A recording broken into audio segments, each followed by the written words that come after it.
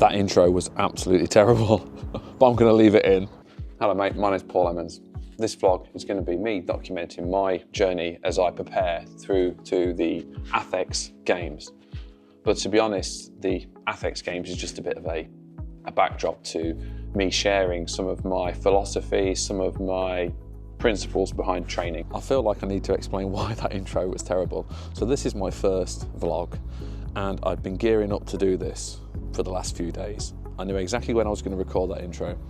Got a training session with a couple of people in the gym. I knew the gym would be dead afterwards. Nobody is going to be in there. So I got it all planned out, knew exactly what I was going to say. 5 minutes before I finished my session, somebody walked into the gym. Perfectly nice. She was training, so I had this internal dilemma. Do I record while she's in there? Or do I wait? Do I put it off? But I thought to myself, I'm putting this out on YouTube. Other people, I want other people to watch it. If I can't do it, the video intro, my first video intro, in front of one other person, then you're a pussy. So I need to do it. So I said to her, I'm going to do this video. Don't worry about me. Put your music on if you want to. She's like, oh no, I like training in silence. So I had to do this intro in silence whilst somebody was behind me, and I felt very, very self-conscious. And you know, I ask people to do things out of their comfort zone all the time in a training session. I always ask people to do things that are above and beyond them, and if I can't do it myself, then I'm a hypocrite. This blogging malarkey's not got off to a great start. I dropped my lens down the seat of my car. On to the job in hand. So the theme of these vlogs is my training, my planning, my preparation for the ATHX Games. What the ATHX Games is, if you don't know what that is, I'm going to explain, not in this video today. But what I'm going to explain today is how I got to this position right now outside of this gym. We need to rewind about 35 years to about 89, 90, when I was just a little Paul at primary school. My teacher at primary school ran an after-school circuit class. And I went to this circuit class, and I remember coming out of this circuit class, I had sweat from here to here. I was drenched in sweat. The teacher said, Paul, you're really fit. You're really good at the exercises. And I felt so good afterwards. And that was really my starting point of a lifelong love of fitness and training. Fast forward a few years, I got my first weight set. I started to get up early in the morning, train in the garage. I was doing bench press on an old coffee table. The weight set, it was one of those ones from Argos, you know, the grey plates, thin bar. And one thing that happened, as it does when you train, I grew muscles. I got bigger. And then people said, Paul, you're getting bigger muscles. And I was like, I am. Oh, Paul with the big muscles. Oh, Paul is the fit person. Paul is the strong person. And while it shouldn't really train for external validation, it's nice. It's nice, isn't it, when it happens?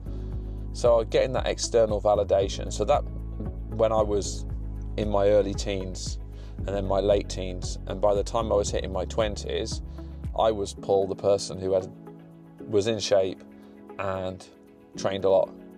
So that was my identity. I'd become that person, and that was just me.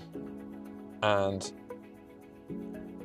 that gave me a confidence in myself, self-confidence. It gave me self-confidence. So that was kind of the starting point of me training. What I've done training over the years has varied. In the early 2000s, I was very much bodybuilding focused. Entered a couple of bodybuilding competitions, which I might go into more detail further down the line. Late 2000s, 2010, that's when I kind of got very heavily into CrossFit. And I was a proper CrossFit wanker. Did you know that at one point I was the second best CrossFitter in the UK when no one else was doing it? You know, so I've gone through different phases of my training. Then when I came out of the CrossFit phase of my training, the reason why I came out is because I broke my wrist lifting a weight. Again, time for another story. I settled now more back into what you would class as bodybuilding type training with a little bit of cardio. You know, I'm 44 now. My goal is to preserve and to have and to, just build as much muscle as I possibly can going into my late 40s, 50s and 60s. So that's very important. I also want to feel good. I don't want to have aches and pains. But I also want to be able to do stuff as well. So I do a lot of running at the minute. Well, no, I don't do a lot of running. I run at the moment. I don't do a lot of it, a couple of times a week. So that is nearly got me to the point of being outside this gym now. That was a whirlwind, like 3-minute trip through my whole life history of training, with lots of things which have been glossed over. But back end of 2023, I went to the NEC. One of my training clients, Lily, she was taking part in the British Indoor Rowing Championships. And I saw this event, it's called ATHX Games, and I thought that looks really cool. There's some strength work, there's some like cardio work, and there's like a Metcon CrossFit type thing. And I said to myself, I looked at that, I thought that looks cool. If I was to do any sort of competitive fitnessing type competition again, that's what I would want to do. Went home, said to my wife Donna, I said, Donna, I've just seen this competition. I think it would be cool for us to do it. Bear in mind, this was in the back end of 2023. No, she said, I'm not doing that. I don't want to do it. Sounds rubbish. I'm paraphrasing, but that was kind of pretty much what she said. I was like, okay, fair enough. Let's fast forward a year later. She comes home from the gym. I said, I've just heard there's some guys at the gym are doing this competition. ATHX something. I was like, what? ATHX? She's like, yeah. She's like, I think we should do it. I was like, hold on. I'm sure that's what I said to you about a year ago. I can't recall you saying that, she said. I'm sure you did, no. But anyway, a year later, she came home. So I looked at it and I was like, right, okay. We're out sitting there having a cup of coffee on a Sunday afternoon, and they've got different categories, and one of the categories is the Pro Division.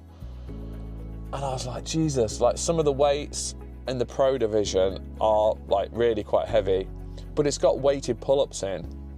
And about the only thing that I'm decent at now are weighted pull-ups. So I'm like, okay, let's do it, but I'll only do it if we do the Pro Division.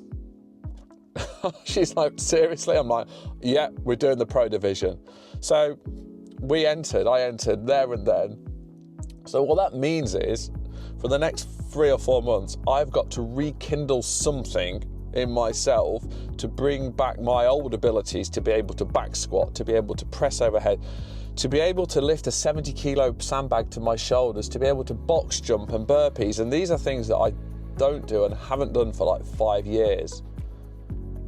So yeah, follow along on this journey to see if, one, I can actually do it, 2, if I can do it without breaking myself.